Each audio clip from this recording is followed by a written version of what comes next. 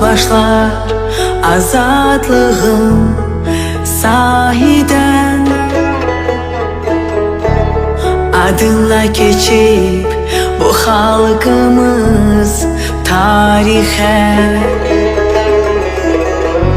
Ben koyduğuna her mirasına şahidem. Unutmarım, unutulmur ah dahiler. Sen taxtını bəzər, indi göylər. Yerişindən titrəyərdi yer göydə. Mən bir andım var, sən bir adım var. Ol öndər, ol öndər. Sen taxtını bəzər, indi göylər. Yerişindən titrəyərdi yer göydə.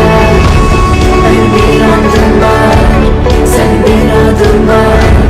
Ol önder, ol önder. Sen her uşağa baba olup sevdiğin ata kimi.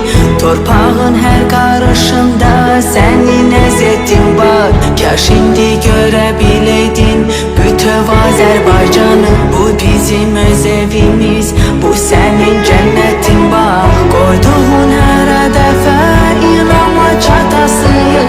De bu halk unutar mı hiç elin atasını? Yerinde uyu rahat, sen kimi davamçın var.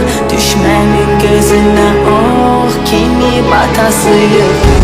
Sen taxtını bəzər, indi göylər. Yerişindən titrəyərdi yer göydə. Mən bir andım var, sen bir adım var.